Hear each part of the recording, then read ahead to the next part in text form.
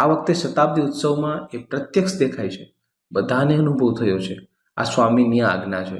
સૌએ યા હોમ કરી તન મન ધનથી જોડાઈ જવું. આજે 2200થી વધુ કાર્યકરો અને 100થી વધુ સંતો રાત દિવસ જોયા વગર સેવા કરી રહ્યા છે. સ્વામી શ્રીજી રાજી થશે. અદ્ભુત બળભર્યું પ્રવચન. આજે સભામાં પ્રસિદ્ધ કલાકાર દિલીપભાઈ જોશી હાજર હતા. તેમણે પ્રમુખ સ્વામી મહારાજ સાથેની સ્તુતિ કરતા કહ્યું કે આજે હું કંઈ પણ છું એ કેવળ અને કેવળ બાપાના આશીર્વાદ છું.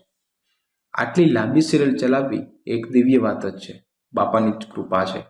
શૂટિંગની શરૂઆતમાં હું અચૂક બાપાને યાદ કરું છું, ભાડા કરું છું અને પછી શરૂઆત કરું છું. જીવનના અનેક પ્રસંગમાં બાપાના આશીર્વાદનો પ્રતાપ અનુભવ્યો છે. એ જ કૃપાનો અનુભવ મહંત સ્વામી મહારાજનો પણ થયો છે. બાપા બધું જ જાણે છે, આપણા સંકલ્પ પકડે છે. બસ બાપાને પ્રાર્થના કે અમારા સ્વભાવ સુધારજો, એકાંતિક ધર્મ સિદ્ધ કરી છેલ્લો જન્મ કરી આપજો, શતાબ્દી ઉત્સવની સેવા કરી બાપાને રાજી કરી લેવા. બધું એ જ કરે છે, આપણે તો બસ નિમિત્ત માત્ર છીએ. અદ્ભુત પ્રવચન. પૂર્વ ગૃહમંત્રી રાજ્યમંત્રી શ્રી ગોરધનભાઈ ઝડફિયા સભામાં હાજર હતા. તેમને સ્વામીશ્રીએ આશીર્વાદ પાઠવ્યા. સ્વામીશ્રીનું વિવિધ હાર દ્વારા અભિવાદન થયું. સ્વામીશ્રીએ સભા અંતે આશીર્વચન આપતા કહ્યું કે કોઈ નવું અહીં આવે અને સાંભળે તો બસ અહીં પરચા જ દેખાય. જે સાચું જ છે. બધું મહારાજ સ્વામી જ કરે છે. એ અખંડ રહ્યા છે. પૂર્વે તો લોકો જંગલમાં જઈ તપ કરતા, ત્યારે ભગવાન મળે કે ન મળે, અને આજે તો મહારાજ સ્વામી અખંડ રહી સત્સંગમાં પ્રતીતિ કરાવે છે, મોક્ષ કરે છે. સૌને પ્રતીતિ છે. બાપા પાસે સમય જ નહોતો. રાત દિવસ બસ સત્સંગની જ વાત. ભગત ચરણ સ્વામીને કહ્યું કે અમને સેવામાં થાક જ નથી લાગતો, કોઈ કંટાળો જ નહીં.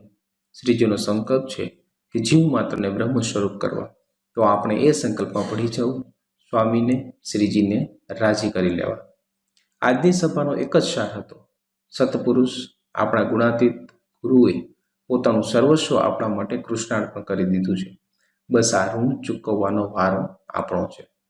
કોટી જન્મે આ ઋણ ચૂકવાય એમ નથી, પણ જો આપણે એમના થઈને રહીશું, એમની આજ્ઞામાં અનુવૃત્તિમાં જીવી જશું, તો એ રાજી થશે અને આપણો અલ્પ દાખલો પણ સ્વીકારીને પણ આપણને કૃતાર્થ કરશે. તો ઋણ ચૂકવવા તૈયાર છો ને? મનુષ્ય જન્મ, અને એ પણ આમાં સર્વોપરી સત્સંગમાં જન્મ વારઘડીએ નથી મળતો, યાદ રાખજો. ત્યારબાદ પૂજ્ય બ્રહ્મમુનિ સ્વામીએ ભક્ત ચિંતામણીમાં સંત મહિમા આધારિત પ્રવચનનો લાભ આપ્યો. જોઈએ સારાંશ માત્ર.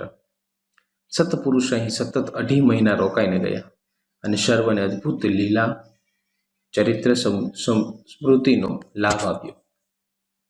ભક્ત ચિંતામણી નિષ્કુળાનંદ સ્વામી રચિત ગ્રંથ છે. આપણા ગુરુએ આ ગ્રંથની પારાયણનો લાભ અનેક વાર આપેલો છે. 64-86 પ્રકરણનો લાભ બહુ મળતો. પ્રમુખ સ્વામી મહારાજે આ ગ્રંથના સંપૂર્ણ કથા વાર્તાનો લાભ આપેલો છે. ભારત એ સંતોની ભૂમિ છે, અને આપણા સંપ્રદાયમાં તો શ્રીજી મહારાજ પોતાના ગુણાતીત સંતો દ્વારા સદાય પ્રગટ રહ્યા છે. ભક્ત ચિંતામણીમાં અનેક પ્રકરણોમાં સંત મહિમા સુપેરે ગવાયો છે. પ્રકરણ 2 થી સંતના મહિમાની શરૂઆત થાય છે. સાચા સંતો સદાય શુભકારક, સર્વનો હિત ઈચ્છનાર અને સુખકારક હોય છે. એવા સંત સદા શુભમતી, જગત દોષ નહીં જેમાં રતિ, સૌને આપે હિત ઉપદેશ, એવા સંતને નામ હું શીશ. સદગુણના સિદ્ધુ ગંભીર, સ્થિરમતી અતિશય ધીર, માન અભિમાન નહીં લેશ, એવા સંતને નામે હું શીશ. એ વાત સત્પુરુષ માટે કરી છે, જે બધા જ ગુણ પ્રમુખ સ્વામી મહારાજના જીવનમાં દેખાય છે. આફ્રિકામાંથી પ્રમુખ સ્વામી મહારાજને વિમાનમાંથી નીચે ઉતરવા ન દેવાયા. ભારત પરત આવ્યા, પણ માન અપમાનમાં સ્વામી સ્થિર રહ્યા, બધાને સ્થિર રાખ્યા. અક્ષરધામ પરનો આતંકી હુમલો હોય કે 1985ના સમયમાં મેઇન ગેટ પર લાગેલી આગ હોય, પ્રમુખ સ્વામી સદાય સ્થિર રહીને બધાને સ્થિર કર્યા છે. કોઈ અહંકાર નહીં, કોઈ ઇન્દ્રિયના બંધનમાં ન આવે, બસ એક ભગવાનમાં જ રત રહે.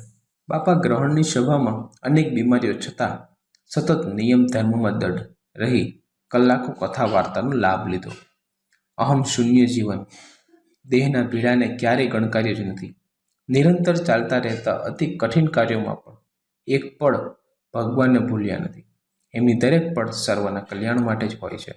સદા ભગવાનનું સ્મરણ, ભજન અને ધ્યાન ચાલુ રહે. અદ્ભુત પ્રવચન.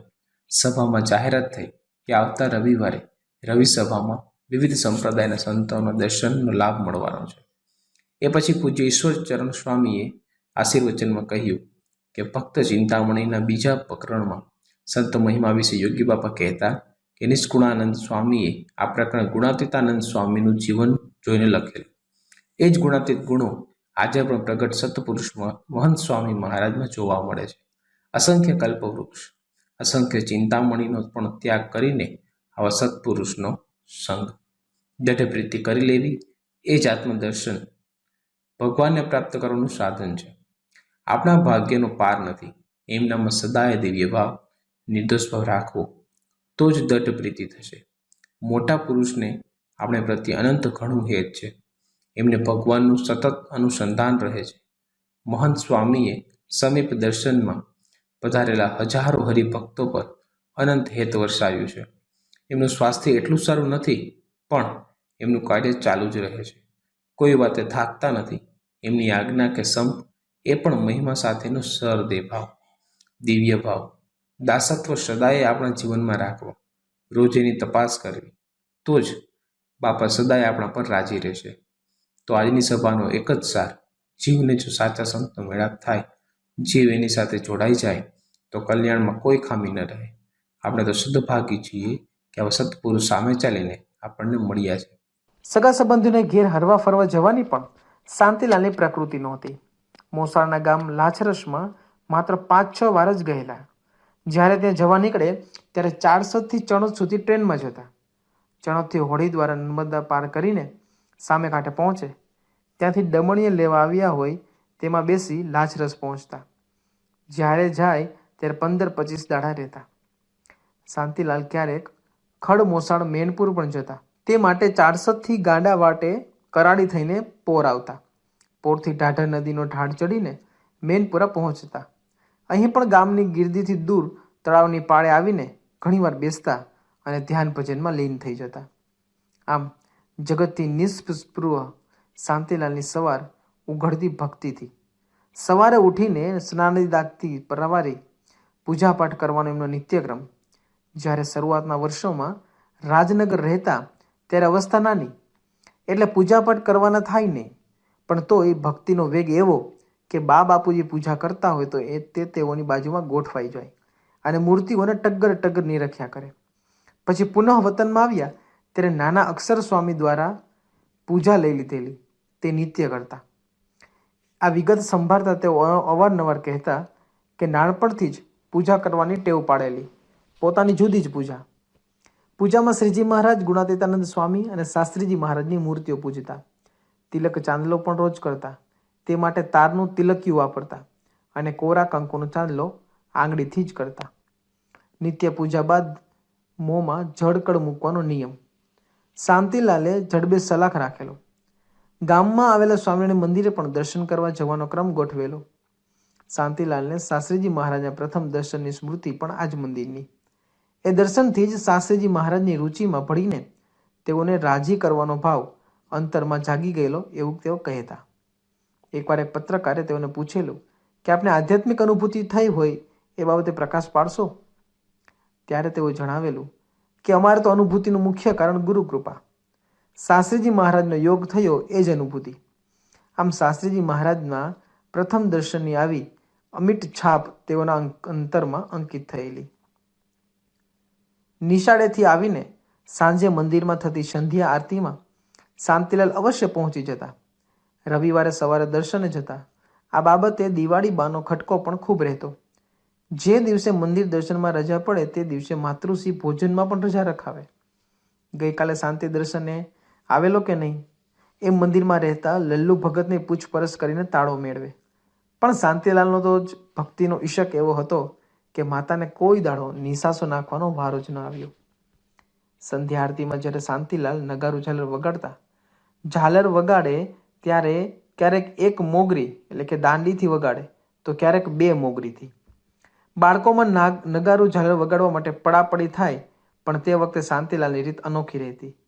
કોઈને નગારું વગાડવું હોય તો પોતે ઝાલર વગાડે અને કોઈને ઝાલર વગાડવાની હોય તો પોતે નગારું વગાડે. તેઓના જીવનમાં ક્યારેય કોઈ વાતનો દુરાગ્રહ ન દેખાય. પોતાની વાત વિગત સાચી હોય તો એ હુંસાતુસીમાં પડે નહીં. ફટ કરતી વાત પડતી મૂકી જાણે. તેથી હંમેશા સંઘર્ષ મુક્ત રહેલા.